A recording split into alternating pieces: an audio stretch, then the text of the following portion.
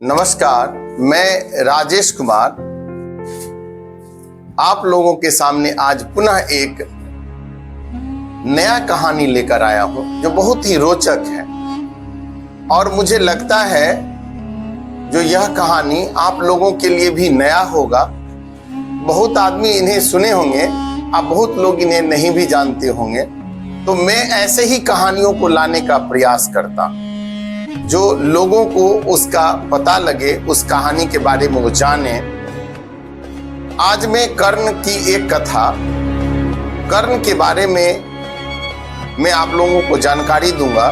जो कर्ण श्रापित व्यक्ति थे, कर्ण महान होते हुए भी, धर्मात्मा होते हुए भी, लेकिन वो श्राप के कारण अपने जीवन में असफल हो गए। अंतिम परिणाम उनका अच्छा नहीं है।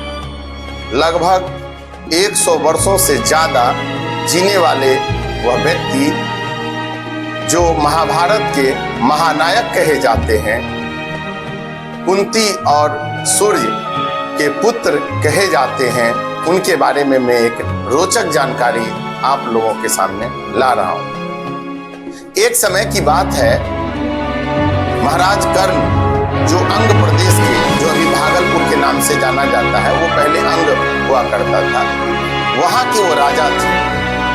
वो अपने क्षेत्र में भ्रमण को निकले।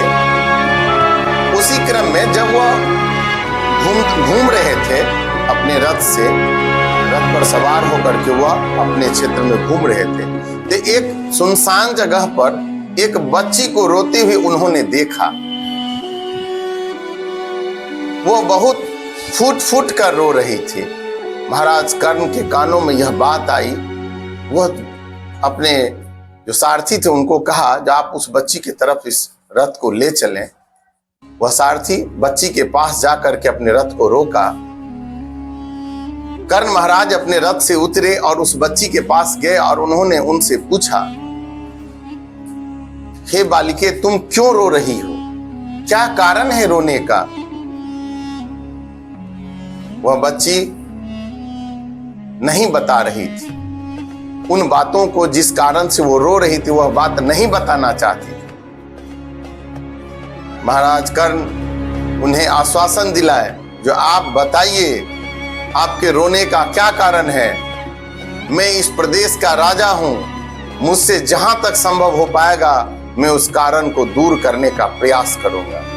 उस बच्ची के मन में यह बात आया, जो हो सकता है महाराज हमारे इस बात को, हमारे इन चीजों को दूर कर दे। तब वो बच्ची बोलना शुरू की, जो मैं घी अपने बर्तन में ला रहा था, हमारी सौतेली माँ हमें घी लाने के लिए कही थी। इसी क्रम में यह घी यह धरती पर गिर गई और सारी जितना भी हमारे पास घी था वो सारा का सारा इस जमीन ने सोख लिया। अब मैं घी लेकर अब नहीं जाऊंगा, हमारी सौतेली माँ हमें डांटेगी, हमें मारेगी, हमें प्रताड़ित करेगी। महाराज कर्ण ने जब यह बात सुना तो उन्होंने कहा, कोई बात नहीं, मैं दूसरा घी ला करके तुमको देता हूँ, आपको देता हूँ, आप यह ले जाकर के अपनी सौतेली माँ को दे देना, आपकी माँ कुछ नहीं कहेगी। वो बच्चा, वह लड़की यह मानने से इनकार कर दिया कि नहीं, हमको दूसरा घी नहीं चाहिए, हमको वही घी चाहिए। अब ये कर्ण चूंकि जवान दे चुके थे, जब हम आपके प्रदेश के राजा हैं, हमसे जो संभव होगा हम वो करेंगे। तब उन्होंने जितने एरिया में वो घी जमीन पर गिरा था, उस सब को अपने हाथ में लिए और उसे निचोड़ने लगे। इस प्रयास से जिस मिट्टी का जो घी है, जितना मिट्टी सोखा है, सब घी इस बर्तन में गिर जाएगा। और उनके पास, चूंकि वो तो शक्तिशाली थे, वो घी को निचोड़ने लगे। उस निचोड़ने के क्रम में उससे आवाज निकला, एक महिला रो रही थी। तब इन्होंने अपने हाथ को खोला तो उसमें देखा ये धरती माँ रो रही है। धरती माँ वहां निकल करके तुरंत कर्ण को श्रापित कर दी, वहां श्राप दे दी। बोले, जिस तरह इस बच्ची के कहने पर तुम हमें रौंद रहे हो, एक दिन ऐसा आएगा जो मैं तुमको रौंदूंगा। वह समय तुम्हारे जीवन का बहुत परिणामित वो क्षण होगा, जिस क्षण में तुम अपने विजय के लिए, अपने आप को अब जीतने के लिए जा रहे होगे। वहां तुम्हारा मैं हाथ खींचूंगा, वहां तुम्हारा मैं पैर खींचूंगा, और वहां तुम्हारे इस रथ का जो पहिया है वो मैं चलने नहीं दूंगा। जब वो धरती माँ उन्हें श्रापित कर दिए तो वह कहानी इनके अंतिम क्षण का आता है।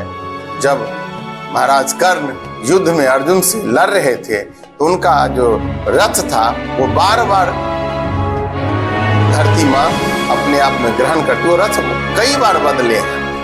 ऐसा आता है जो रथ वो बदले हैं तो फिर अंतिम जो रथ उनका जिस पर वो चढ़े हैं उस रथ का जो चक्का है, इस तरह से वो पहिया धरती माँ निगल गई, जिस तरह से उन्होंने पकड़ के दबोचा था उसी तरह से उनके रथ का पहिया वो दबोच लिए, और जो निकलने नहीं दिए, जिस तरह से वो मिट्टी को नहीं निकलने दिए। यह बात, वह श्राप यहाँ जाकर के परिणाम में बदला है और कर्ण अर्जुन के हाथ से मारे गए हैं। मैं इसमें यही एक रोचक बात आपको बताना चाहता हूं, और 2 श्राप हैं जो मैं अगले कहानी में आपको ला करके बताऊंगा कर्ण के संबंध में, और मैं इनका जीवनी बहुत जल्दी लाने वाला हूं। अभी तब तक के लिए धन्यवाद।